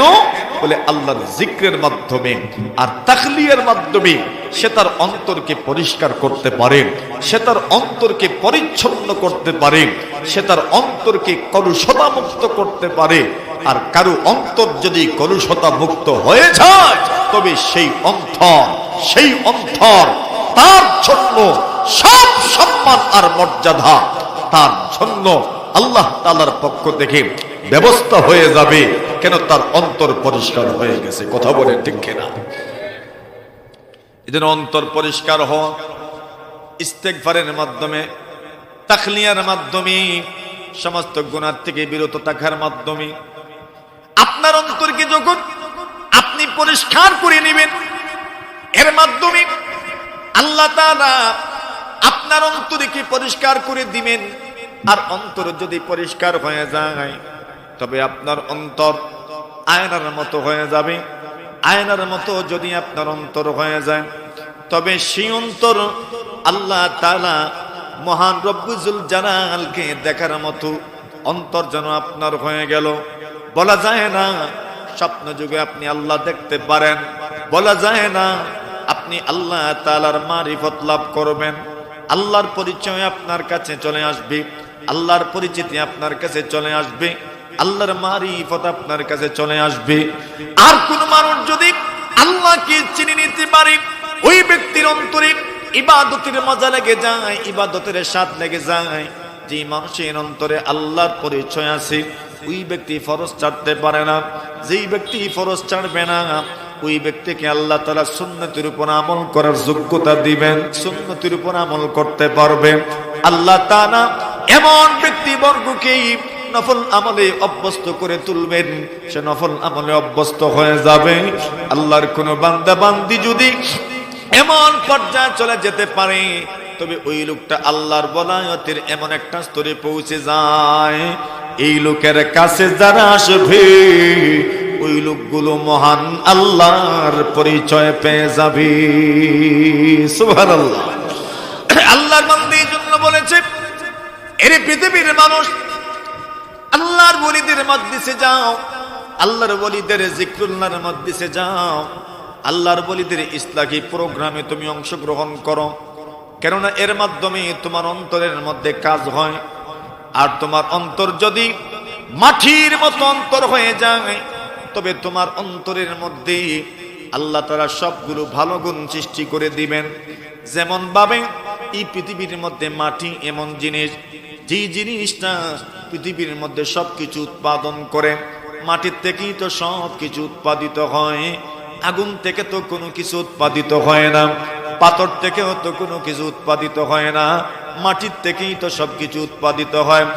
এই মাটির থেকে ধান উৎপাদিত হয়, এই মাটির থেকেই শিম উৎপাদিত হয়, এই মাটির থেকেই শাকসবজি উৎপাদিত হয়, এই মাটির থেকেই গম উৎপাদিত হয়, এই মাটির থেকেই তো সরিষা উৎপাদিত হয়, এই মাটির থেকেই যত ধরনের খাদ্যদ্রব্য আছে সবকিছু মাটির থেকে উৎপাদিত হয়। পাথর থেকে আজ পর্যন্ত কোনো কিছু উৎপাদিত হয় না। আল্লাহর বান্দা বলেন, এরে আল্লাহর ওলি, তুমি তোমার দিলটাকে মাটিরে বানায়া দেখো, সমস্ত গুণে আল্লাহ তোমাকে গুণান্বিত করবেন, ভালো ভালো গুণে গুণান্বিত হয়ে যাবেন। আর ভালো ভালো গুণে যখন আপনি গুণান্বিত হয়ে যাবেন, আপনি পৃথিবীর মধ্যে এবং পরকালে মহান আল্লাহর সবচাইতে কাছের মানুষ হয়ে যাবেন। এজন্য আপনার জন্য জরুরি হলো, আমার জন্য জরুরি হলো অন্তরটাকে পরিষ্কার করা। আল্লাহর বান্দা বলেন, এই পৃথিবীতে আমার দিলটা যদি পাথরের মতো হয়ে যায়, আল্লাহর বান্দা বলেন পাথরের মতো দিল যদি হয়ে যায়, তবে আপনার দিলের মাধ্যমে কিছুই হবে না, আপনি ভালো কোনো গুণে গুণান্বিত হতে পারবেন না। কেন জানেননি? আল্লাহর বান্দা বড় সুন্দর করে বলেছে, কি হয়ে গেল আমার এই জমিনের মধ্যে প্রতিদিন বৃষ্টি পড়ে কিন্তু কোনো কিছু উৎপাদিত হয় না। আল্লাহর বান্দা বলেন, কেমনে উৎপাদিত হবে? জমিনে যদি মাটির পরিবর্তে পাথর থাকে, তবে এখানে সব দিনে নয়, পুরা বছরের সবগুলো দিনেও যদি বৃষ্টি হয়, তবে ওই পাথর থেকে কোনো কিছু উৎপাদিত হবে না। ঠিক কিনা? সালগা তু সঙ্গে বুদি দিল খারাশ, সালগা তু সঙ্গে বুদি দিল খারাশ, আজমোরা এক জমানে খাকে বাস, আজমোরা এক জমানে খাকে বাস। বছর বছর চলে গেল, আপনি তো পাথরই ছিলেন, আপনার দিল তো পাথরের মতোই ছিল। আল্লাহর বান্দা বলেন, দেখেছো তো ফলাফল কি? আল্লাহর বান্দা বলেন, আজ মোরা এক জমানে খাকে বাস। এরে আল্লাহর ওলি, একটু সময়ের জন্য মাটি হয়ে দেখো, মাটি হয়ে দেখো, মাটি হয়ে দেখো। সুবহানাল্লাহ। পাথর তো ছিলি, দিল তো পাথরের মতোই ছিল, তো কি হলো ফায়দা? ফায়দা তো কিছুই হলো না। তো একবার মাটি হয়ে দেখো না, মাটি হয়ে দেখো একবার। আল্লাহর বান্দা বলেন, দরবাগারা কেশবদ সর সবজে সাম, দরবাগারা কেশবদ সর সবজে সাম, খাক শুতা গুলবরুদ রঙ্গ রাম, খাক শুতা গুলবরুদ রঙ্গ রাম। আল্লাহর বান্দা বলেন, বছর বছর চলে গেল, পাথরের মধ্যে বৃষ্টি হয়েছে, কোনো লাভ হয় নাই, কোনো লাভ হয় নাই। আল্লাহর বান্দা বলেন, দরবাগার কেশবদ সর সবজ সা, খাক শুতা গুলবরুদ রঙ্গ রাম, খাক শুতা গুলবরুদ রঙ্গ রাম। আল্লাহর বান্দা বলেন, মাটি হয়ে যাও, মাটি হয়ে যাও। তোমার এই জমিন থেকে পুরা বছর ব্যাপী নানান ধরনের ফল ফসল আল্লাহ উৎপাদিত করে দিবেন। সুবহানাল্লাহ। এক জমিনের মাটির থেকে পুরা বছর ব্যাপী ফল ফসল উৎপাদিত হয়। আল্লাহর বান্দা বলেন, দিলকে মাটির বানায় দাও। তোমার এই দিলের কারণে আল্লাহ তাআলা তোমাকে হাজার গুণে গুণান্বিত করে দিবেন। এই সমাজের সব মানুষ তোমার মাধ্যমে উপকৃত হবে। কথা বলেন ঠিক কিনা? এজন্য আসেন, আল্লাহ তাআলা মানুষের সামনে যে প্রোগ্রাম তুলে ধরেছেন, মানুষের সুন্দর ভবিষ্যতের জন্য, আল্লাহ তাআলা কিভাবে মানুষ তার ভবিষ্যৎটাকে সুন্দর করবে, কিভাবে তার পরকালকে সুন্দর করবে, কিভাবে তার পরকালকে সাজাবে, সফল খেয়ে আর ব্যর্থ খেয়ে, আল্লাহ তাআলা তাও কোরআনে মাজিদের মধ্যে বর্ণনা করে দিয়েছেন যে একজন মানুষ সফল হবে কিভাবে, একজন মানুষ ওই মানুষটাই আবার ব্যর্থ হয়ে কেমনে। আল্লাহ বলছেন, কাদ আফলাহা মান তাযাক্কা ওয়া যাকারা ইসমা রাব্বিহি ফাসাল্লা। আল্লাহ বলছেন, কাদ আফলাহা মান তাযাক্কা। অন্য আয়াতে আল্লাহ বলেন, কাদ আফলাহা মান যাক্কাহা ওয়া কাদ খাবা মান দাসাহা। যারা নিজের অন্তরকে, নিজের নফসকে পাক সাফ করেছেন, পরিষ্কার করেছেন, এরাই সফল হয়েছেন, এরাই কামিয়াব হয়েছেন। আর যারা নিজের নফসকে পাক সাফ করতে পারেনি, পরিষ্কার করতে পারেনি, আল্লাহ বলছেন ওই মানুষগুলো ব্যর্থ হয়েছে, ব্যর্থ হয়েছে, ব্যর্থ হয়েছে। আর এই কথাটা আল্লাহ সহজভাবেই বলেন নাই, এর আগে অনেক বস্তুর কসম আল্লাহ করেছেন, শপথ করেছেন। আর কসম শপথ করে এমনিতে মধ্যেই আল্লাহর কথা আমরা বিশ্বাস করি, সেখানে আল্লাহ তাআলা এই কথাটা বলার জন্য এর আগে কত জিনিসের কসম করেছেন।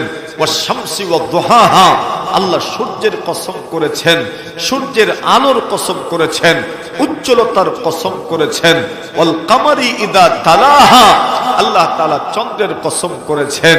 ওয়াল লাইলি ইদা ইয়াগশাহা, রাতের কসম করেছেন, দিনের কসম করেছেন, আসমানের কসম করেছেন, আসমানের সৃষ্টিকর্তার কসম করেছেন, জমিনের কসম করেছেন, জমিনের সৃষ্টিকর্তার কসম করেছেন, আর মানুষের নফসের কসম করেছেন।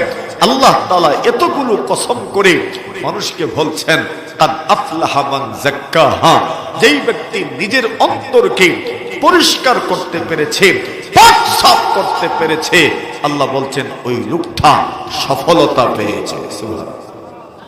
কি পেয়েছে? সফলতা পেয়েছে, মানে সে সফল হয়ে গেছে, কামিয়াব হয়ে গেছে। ওয়াকাদ খাবা মান দাসাহা, আর যে ব্যক্তি নিজের অন্তরটাকে পাক সাফ করতে পারে না, ওই লোকটা ব্যর্থ হয়েছে, ধ্বংস হয়েছে। তো অন্তরকে পাক সাফ করলো কিভাবে? বলে অন্তরকে পাক সাফ সে করেছে সবরের মাধ্যমে, ধৈর্যের মাধ্যমে। কিসের মাধ্যমে বলেন? কিসের মাধ্যমে? সবরের মাধ্যমে, ধৈর্যের মাধ্যমে অন্তরকে সে পরিষ্কার করেছে। আল্লাহ বলছেন ওয়াস্তাঈনু বিস-সাবরি ওয়াস-সালাহ, আল্লাহ বলেন ধৈর্যের মাধ্যমে আল্লাহর কাছে সাহায্য চাও, নামাজের মাধ্যমে আল্লাহর কাছে সাহায্য চাও। আল্লাহ তাআলা কোরআনে মাজিদের মধ্যে বলেন ওয়ালা তামুতুন্না ইল্লা ওয়া আনতুম মুসলিমুন, মুসলমান না হয়ে মৃত্যুবরণ করো না। উলামায়ে কেরাম বলেন মুসলমান হয়ে মৃত্যুবরণ নিশ্চিত কেমনে হবে? বলছেন সবরের মাধ্যমে। কোন মানুষ যদি সবর করতে পারে, ধৈর্য ধরতে পারে, as-sabru আলা তাআত, নেকির কাজে ধৈর্য ধারণ করলো, নেকির যত আমল আছে, পুণ্যের যত আমল আছে, সবগুলো আমল সে করলো, ধৈর্য ধারণ করলো। নেকির আমল করতে গিয়ে যত কষ্ট আছে সব কষ্ট সে করলো। 2 নম্বর বলছেন as-sabru আলাল মাসাইব, আল্লাহর বান্দা এবং আল্লাহর বান্দি তাদের যে বদদশায় যত ধরনের মুসিবত, যত ধরনের পেরেশানি তাদের জীবনে আসবে, তারা তাদের এই পেরেশানির সময়, মুসিবতের সময় ধৈর্য ধারণ করলো।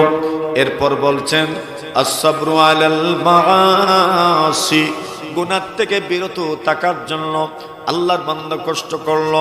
যেই মানুষ গুনাহে অভ্যস্ত হয়ে যায়, ওই মানুষের জন্য গুনাহ থেকে বেঁচে থাকাটা কিন্তু কঠিন বিষয়। কিন্তু আল্লাহর বান্দা আল্লাহকে ভয় করলো, আল্লাহকে সন্তুষ্ট করার জন্য গুনাহ থেকে সে বেঁচে থাকলো, গুনাহমুক্ত জীবন সে গঠন করলো। আল্লাহর বান্দা বলেন কোন মানুষ যদি সবরের গুণে গুণান্বিত হতে পারে, ওই মানুষটা যেন তার অন্তরকে পরিষ্কার করলো, পাক সাফ করলো। ওই মানুষটা মহান আল্লাহ তাআলা যে বলেছেন মুসলমান না হয়ে মৃত্যুবরণ করো না, আল্লাহ তাআলা তাকে মুসলমানই মৃত্যু দান করবেন। সুবহানাল্লাহ। 2 নম্বর বলছেন শুকরের মাধ্যমে, কৃতজ্ঞতার মাধ্যমে সে তার অন্তরকে পাক করলো, সাফ করলো। কিন্তু আজকালকের দুনিয়াতে আমরা বড় অকৃতজ্ঞ, ঠিক না বেঠিক? সামান্য একটু মুসিবত যদি আমার জীবনে চলে আসে, দেখবেন আমি আল্লাহ তাআলার এত সব নিয়ামত ভোগ করলাম, ওই নিয়ামতের কথা আমার আর স্মরণই থাকে না, ঠিক না বেঠিক? মানুষ তো আসলেই বড় কৃতজ্ঞ। মানুষ নিয়ামতকে স্মরণ করে, কিন্তু নিয়ামত দাতাকে মানুষ স্মরণ করে না। নিয়ামতের কথা তার মনে থাকে, কিন্তু যিনি নিয়ামত দিয়েছেন ওনার কথা স্মরণ থাকে না। মানুষ নিয়ামত পেলে আল্লাহ তাআলার প্রশংসাটাও করে না, এমন অকৃতজ্ঞ। তো আল্লাহর বান্দারা বলছেন কাদ আফলাহা মান যাক্কাহা, যে তার অন্তরকে পাক করলো, সাফ করলো, পরিষ্কার করলো, ওই লোকটা সফল। সে তার অন্তরকে কিভাবে পাক সাফ করলো? শুকরের মাধ্যমে, আল্লাহর কৃতজ্ঞতার মাধ্যমে, শুকরিয়ার মাধ্যমে। তো শুকরিয়া আদায় করলে অন্তর পাক হয়, অন্তর সাফ হয়, অন্তর পরিষ্কার হয়। কিন্তু বড় দুর্ভাগ্য, আমরা আল্লাহর নিয়ামত ভোগ করি কিন্তু শুকরিয়া আদায় করি না। কথা বলেন ঠিক না বেটি? আল্লাহর নিয়ামত ভোগ করি কিন্তু শুকরিয়া আদায় করি না। কেমনে? আল্লাহ তাআলা ইবাদত রেখেছেন, সেই ইবাদতগুলো আমি করছি না। এমনকি জামানের মাধ্যমে আলহামদুলিল্লাহটা বলি না, বরং মনের মধ্যে সব সময় একটা হতাশা কাজ করে, পেলাম না পেলাম না পেলাম না পেলাম না, নাই নাই নাই নাই একটা কাজ করে আমার ভিতরে। কথা বলেন ঠিক কিনা? আল্লাহ তাআলা বলেন, না না বান্দা, এমন হয়ে যেও না, তুমি শুকরগুজার হয়ে যাও। যদি শুকরগুজার হয়ে যেতে পারো, তোমার অন্তর পাক হয়ে যাবে, তোমার অন্তর সাফ হয়ে যাবে। শুকরগুজারির মাধ্যমে তোমার অন্তর যদি পাক সাফ হয়ে যায়, আল্লাহ তাআলা তোমার জন্য কি রেখেছেন? সবচেয়ে বড় আল্লাহ তাআলা তোমার জন্য স্বীকৃতি দিয়েছেন, সফলতার স্বীকৃতি। এরপরের ফায়দা হলো আল্লাহ তোমাকে মুসলমান হিসেবে মৃত্যু দিবেন যদি শুকরগুজার তুমি হয়ে যেতে পারো। আল্লাহ তাআলা অন্যান্য ফায়দার কথা বলছেন, লা ইন শাকারতুম লা আযীদান্নাকুম। আল্লাহ বলেন, হে বান্দা বান্দি আমার, তোমরা যদি শুকরগুজার হয়ে যেতে পারো, কৃতজ্ঞতা যদি আদায় করতে পারো, শুকরগুজার যদি হয়ে যেতে পারো, লা ইন শাকারতুম লা আযীদান্নাকুম। আল্লাহ বলেন, তোমরা যদি কৃতজ্ঞতা আদায় করতে পারো, আল্লাহ তাআলা তোমাদেরকে যা নিয়ামত দিয়েছেন তা আল্লাহ আরো বৃদ্ধি করে দিবেন, বাড়ায়া দেবেন। ওয়ালা ইন কাফারতুম, আর যদি তোমরা অকৃতজ্ঞ হয়ে যাও, আল্লাহ বলছেন, ইন্না আযাবি লাশাদীদ। আল্লাহ বলেন, জেনে রাখো আমার আযাব বড় ভয়ঙ্কর, আমার আযাব বড় কঠিন, আমার আযাব বড় শক্ত আযাব। তাহলে বলছেন, মানুষ তার অন্তরকে পরিষ্কার করলো, পাকসাফ করলো শুকরের মাধ্যমে। 3 নম্বর হলো, মানুষ তার অন্তরকে পরিষ্কার করলো কানাতের মাধ্যমে, অল্পে তুষ্টির মাধ্যমে। অল্প পেলে আপনি সন্তুষ্ট হয়ে যাবেন, অল্প তুষ্টির মাধ্যমে। অল্পে যখন মানুষ তুষ্ট হয়ে যাবে, তার অন্তরটা পরিষ্কার হয়ে যাবে। কিন্তু আমাদের সমস্যাটা হলো, আল্লাহ যা দেন তাই যেন আমাদের কাছে কম মনে হয়, ঠিক কিনা? আল্লাহ যাই দেন তাই যেন আমাদের কাছে কম মনে হয়।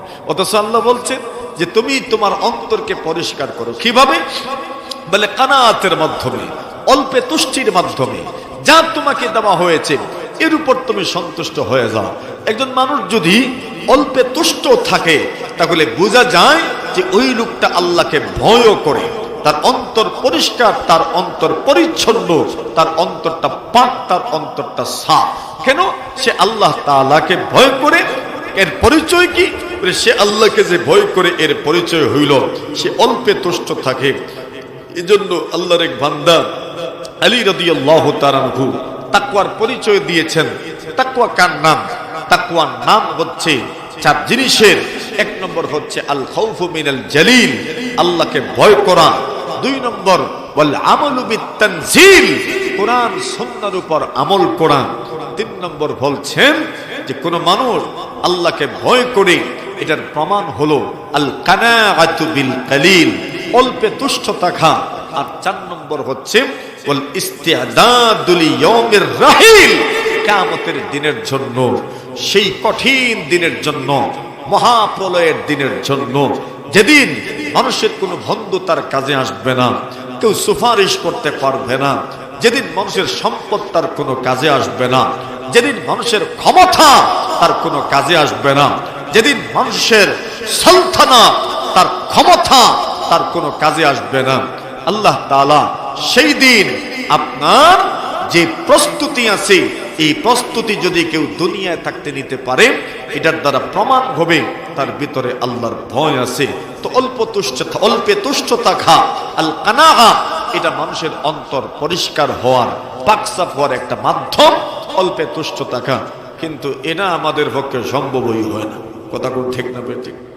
যত ভাবা যায় আরো পাইবার মন চায়, অল্পে তুষ্ট থাকা এটা যেন মনে মানে না।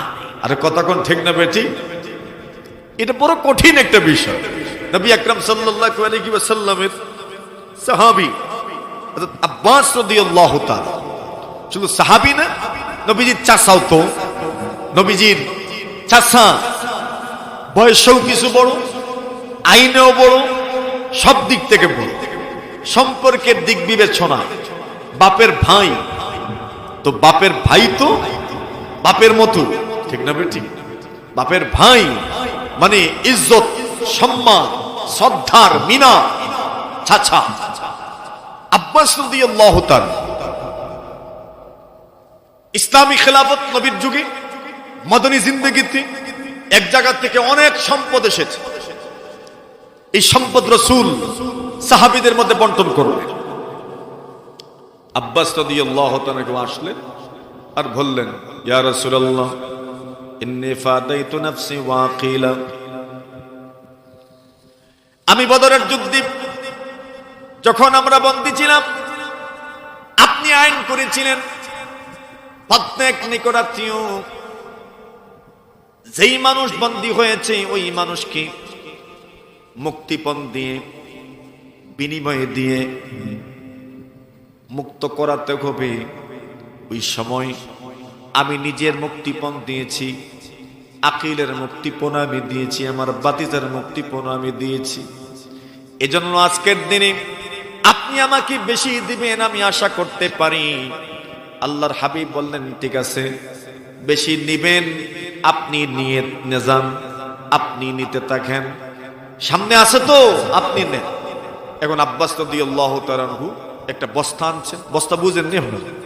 হ্যাঁ, বস্তাই কয়নি আপনারা দেশে, ব্যাগ, একটা বস্তা, একটা ব্যাগ আনছেন।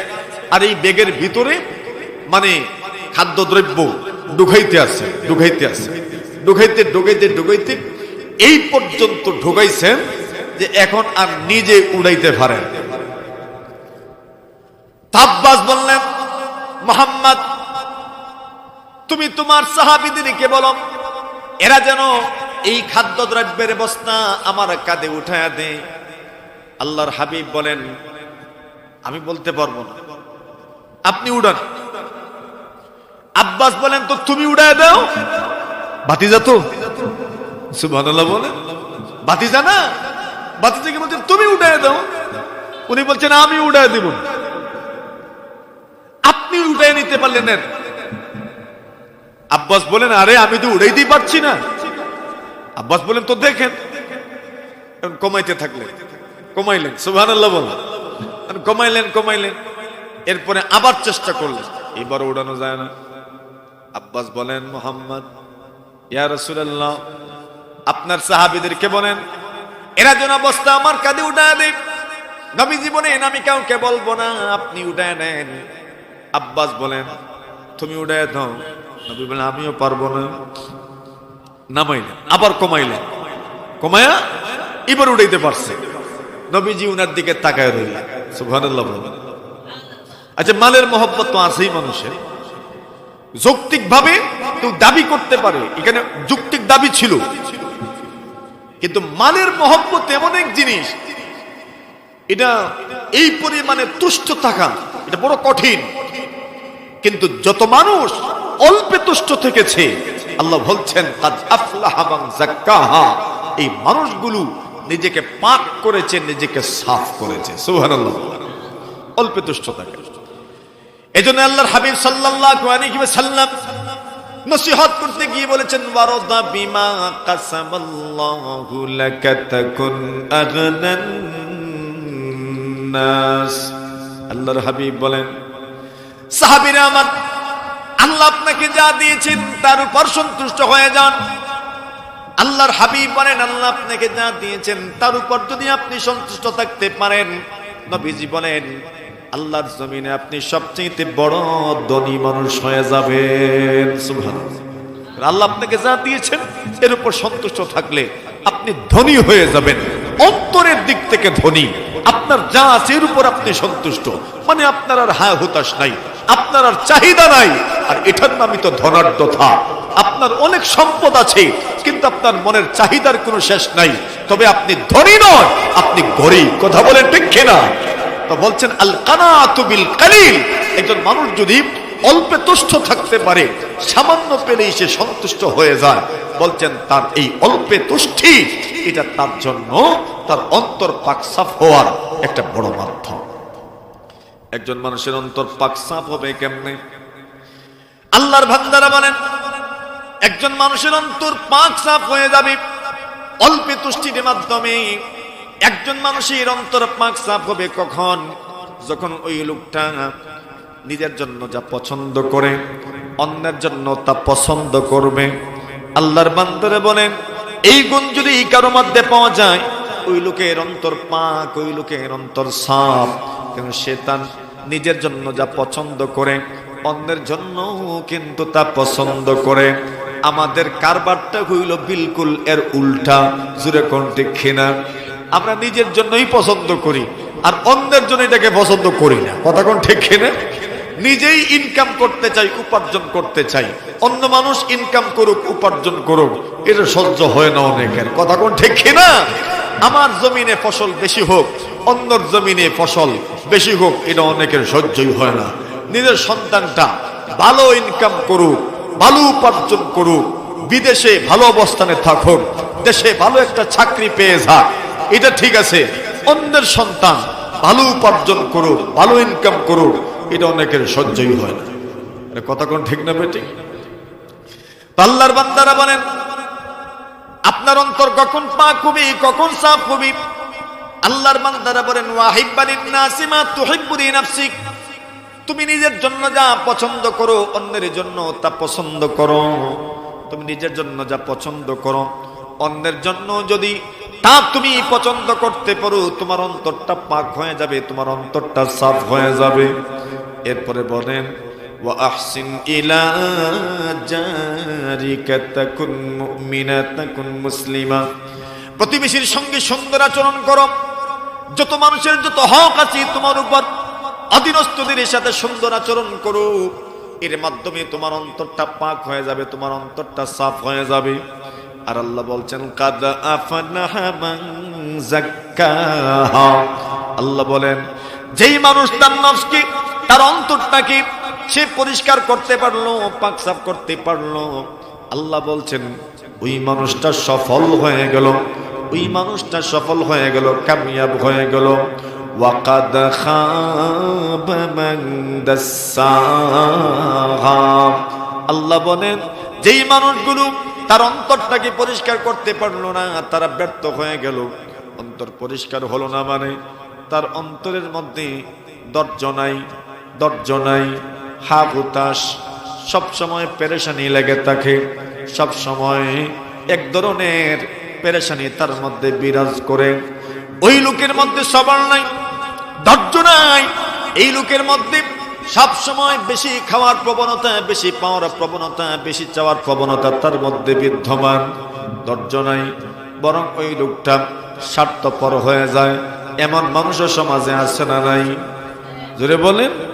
স্বার্থপরতা, স্বার্থপরতা তাকে ধ্বংসের দ্বার প্রান্তে নিয়ে যায়। স্বার্থপর, হেস, লোভ আছে। ওই মানুষটা লোভী মানুষ, এই লোভ তাকে ধ্বংস করে দেয়, হিরস তাকে ধ্বংস করে দেয়, স্বার্থপরতা তাকে ধ্বংস করে দেয়। স্বার্থপরতা, হিরস এবং জুলমের প্রতি তার আগ্রহ তাকে ধ্বংস করে দেয়। স্বার্থপরতা মানুষকে ধ্বংস করে, হিরস এবং লোভ মানুষকে ধ্বংস করে। ঠিক এমনি ভাবে ওই লোকের মধ্যে পরনিন্দা, গীবত, হিংসা সত্যের মধ্যে বিদ্যমান। ওয়াকাদ খাবা মান দাসসাহা। আল্লাহ বলছেন যে মানুষটি নিজেকে পবিত্র করতে পারলো না। এর অর্থ কি? যে মানুষ নিজের অন্তরটাকে, নিজের নফসকে পাক করলো না, সাফ করলো না, আল্লাহ বলছেন ওই লোকটা ব্যর্থ হয়ে যাবে, ব্যর্থ হয়ে গেল। এর মানে কি?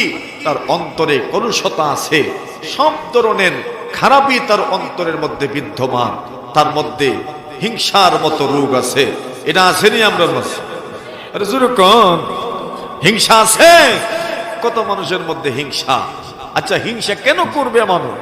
আল্লাহ একজন মানুষকে কি দিয়েছেন? আল্লাহ কাউকে যে নিয়ামত দিয়েছেন, আপনি এর ব্যাপারে হিংসা করবেন কেন?